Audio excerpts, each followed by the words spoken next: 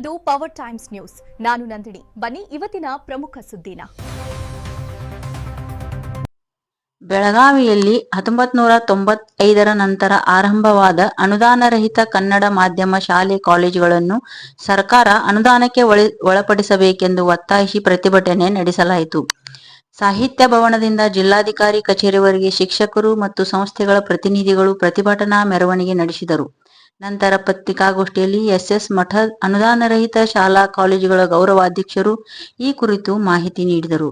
ರಾಜ್ಯದಲ್ಲಿ 1995ರ ನಂತರ ಪ್ರಾರಂಭವಾದ ಕನ್ನಡ ಮಾಧ್ಯಮದ ಪ್ರಾಥಮಿಕ ಶಾಲೆಗಳು ಹಾಗೂ ಪದವಿ ಪೂರ್ವ ಕಾಲೇಜುಗಳಿಗೆ ಸರ್ಕಾರದಿಂದ ಇಂದಿಗೂ ಅನುದಾನ ನೀಡಲಾಗಿಲ್ಲ ಎಂದು ಅವರು ಆರೋಪಿಸಿದರು.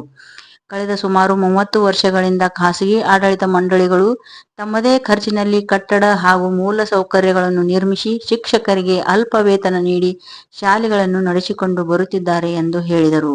ಇದರಿಂದಾಗಿ ಶಾಲೆಗಳ ಆರ್ಥಿಕ ಪರಿಸ್ಥಿತಿ ಹದಗೆಟ್ಟಿದ್ದು, ಅನೇಕ ಕಡೆ ಶಿಕ್ಷಕರಿಗೆ ವೇತನ ನೀಡಲು ಕೂಡ ಸಾಧ್ಯವಾಗದ ಪರಿಸ್ಥಿತಿ ನಿರ್ಮಾಣವಾಗಿದೆ.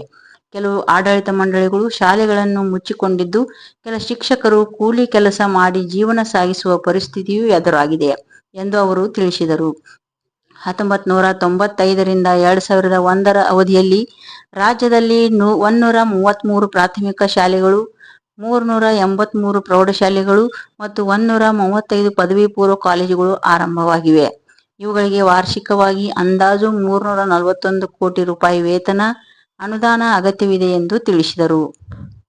ಆದ್ದರಿಂದ ಕನ್ನಡ ಮಾಧ್ಯಮ ಶಾಲೆಗಳ ಉಳಿವಿಗಾಗಿ 2026-27 ರಾಜ್ಯ ಬಜೆಟ್ನಲ್ಲಿ 1995ರಿಂದ 2001ರ ಅವಧಿಯಲ್ಲಿ ಆರಂಭವಾದ ಅನುದಾನರಹಿತ ಕನ್ನಡ ಮಾಧ್ಯಮ ಶಾಲೆ ಹಾಗೂ ಕಾಲೇಜುಗಳಿಗೆ ಅನುದಾನವನ್ನು ಮೀಸಲಿಡುವಂತೆ ಮುಖ್ಯಮಂತ್ರಿಗಳಿಗೆ ಮನವಿ ಮಾಡಿದರು.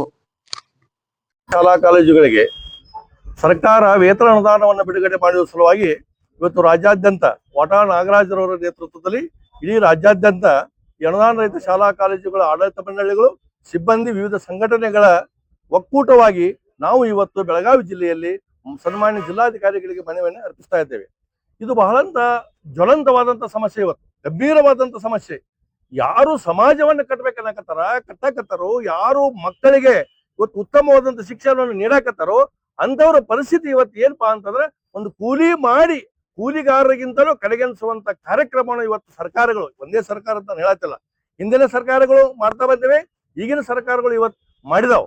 ನಮ್ಮ ಶಿಕ್ಷಕರು ಕೂಲಿ ನಾಲಿ ಮಾಡಿ ಇವತ್ತು ಕೆಲಸವನ್ನ, ಹಳ್ಳಿಗಾಡಿನಲ್ಲಿ ಕೆಲಸವನ್ನ, ಕನ್ನಡ ಉಳಿಸುವಂತ ಕೆಲಸವನ್ನ ಮಾಡಕತ್ತಾರ. ಅವ್ರ ಸಲುವಾಗಿ ಸನ್ಮಾನ್ಯ ಸಿದ್ದರಾಮಯ್ಯನವ್ರ ಹತ್ರ ನಾನು ಬೇಡ್ಕೊಳ್ತಾ ಇದ್ದೇನೆ. ಇದು ಬಹಳ ಬಜೆಟ್ ಇಲ್ಲ, ಸುಮಾರು ನಾವು 20 ವರ್ಷಕ್ಕೆ ನಾವು ಅನುದಾನವನ್ನು ಕೇಳಕತ್ತಿಲ್ಲ, ಕನಿಷ್ಠ ಒಂದು 10 ವರ್ಷ ಆದ್ರೂ ಕೊಡಿ, ಬೇಡ ಒಂದು 5 ವರ್ಷ ಆದ್ರೂ ಕೊಡಿ. 5 ವರ್ಷಕ್ಕೆ ತಗೊಳ್ಳುವಂತ ವೆಚ್ಚ ನಾವು ಮಾಡಿದ್ದು 341 ಕೋಟಿ. ಆದ್ರೆ ಕೆಲವು ಅಧಿಕಾರಿಗಳು ಏನ್ ಮಾಡಿದಾರಪ್ಪ ಅಂತಂದ್ರೆ, ಸರ್ಕಾರವನ್ನ ದಿಕ್ಕ ತಪ್ಪಿಸುವಂತ ಕೆಲಸವನ್ನ ಮಾಡಾಕತ್ತಾರ. ಇದಕ್ಕೆ ಬಹಳ ಬಜೆಟ್ ಬೇಕು, ನೀವು ಇದಕ್ಕೆ ನಾವು ಒಪ್ಪಿಗೆ ಕೊಡಬಾರದು ಅಂತ ಹೇಳಿ ಮುಖ್ಯಮಂತ್ರಿ ಅವರನ್ನ ತಪ್ಪು ದಾರಿಗೆ ಎಳೆಯುವಂತ ಕಾರ್ಯವನ್ನು ಮಾಡಕತ್ತಾರ. ಅದಕ್ಕೆ ನಾನು ಈ ಮೂಲಕ ವಿನಂತಿ ಮಾಡ್ಕೊಳ್ತಾ ಇದ್ದೇನೆ, ದೇಶವನ್ನು ಕಟ್ಟುವ, ನಾಡನ್ನು ಕಟ್ಟುವ, ಇವತ್ತು ಕನ್ನಡವನ್ನ ಉಳಿಸುವ, ಇವತ್ತು ಮಕ್ಕಳಿಗೆ ಅತ್ಯಂತ ಪೂರಕವಾದ, ಮಕ್ಕಳಿಗೆ ಭವಿಷ್ಯಕ್ಕೆ ಬೇಕಾದಂತ ಉತ್ತಮವಾದಂತ ಶಿಕ್ಷಣವನ್ನ ನೀಡುತ್ತಿರುವಂತ ಈ ನಮ್ಮ ಶಾಲೆಗಳಿಗೆ ದಯಮಾಡಿ ನೀವು ಅನುದಾನವನ್ನ ಕೊಡಬೇಕು. ಬಹಳ 341 ಕೋಟಿ ಬಹಳ ಕಡಿಮೆ. ಇವತ್ತು ಪ್ರೈಮರಿ ಸ್ಕೂಲ್ಸ್ ನಾವು 5 ವರ್ಷಕ್ಕೆ ತಗೊಂಡ್ರೆ 133, ಇವತ್ತು ಪ್ರೈಮರಿ ಸ್ಕೂಲ್ಸ್, ಹೈಸ್ಕೂಲ್ಗಳನ್ನು ತಗೊಂಡ್ರೆ 284, ಕಾಲೇಜ್ ಅನ್ನು ತಗೊಂಡ್ರೆ 135. ಇಷ್ಟಕ್ಕಾದ್ರೂ ಕೊಡಿ ನೀವು. ಮತ್ತೊಂದು ಹೇಳೋದಂತಂದ್ರ, ನೀವು ಕೊಟ್ಟಂತ ಎಲ್ಲಾ ಅನುದಾನ ಒಮ್ಮೆಗೆ ಇದು ಯುಟಿಲೈಸ್ ಆಗೋದಿಲ್ಲ, ಖರ್ಚಾಗೋದಿಲ್ಲ, ಸುಮಾರು 20 ವರ್ಷಗಳ ಬೇಕು. ಅದಕ್ಕೆ ಇದೆಲ್ಲ ಪರಿಗಣನೆ ತಗೊಂಡು ನಾನು ಸನ್ಮಾನ್ಯ ಶಿಕ್ಷಣ ಸಚಿವರಲ್ಲಿ, ಸನ್ಮಾನ್ಯ ಮುಖ್ಯಮಂತ್ರಿಗಳಲ್ಲಿ ನಾನು ವಿನಂತಿ ಮಾಡ್ಕೊಳ್ತಾ ಇದ್ದೇನೆ, ದಯಮಾಡಿ ನಮ್ಮದನ್ನು ಪರಿಗಣಿಸಿ. ಎಲ್ಲಾ ವರ್ಗಗಳಿಗೆ, ಎಲ್ಲಾ ಜನಾಂಗಗಳಿಗೆ ನೀವು ಅನುದಾನವನ್ನು ಕೊಟ್ಟಿದ್ದೀರಿ. ಇವತ್ತು ರಾಜ್ಯವನ್ನು ಸುಭಿಕ್ಷಣೆ ಮಾಡಕ್ ಹೊಂಟೇರಿ.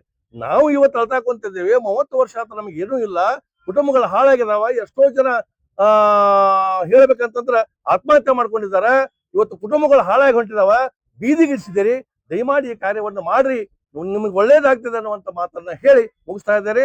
ನಾನು ಎಸ್ ಮಠ ಅನುದಾನ ರಹಿತ ಶಾಲಾ ಕಾಲೇಜುಗಳು ವಿವಿಧ ಸಂಘಟನೆಗಳ ಒಂದು ರಾಜ್ಯದ ಗೌರವಾಧ್ಯಕ್ಷನಾಗಿ ನಾನು ತಮ್ಮಲ್ಲಿ ವಿನಂತಿ ಮಾಡ್ಕೊಳ್ತಾ ಇದ್ದೇವೆ.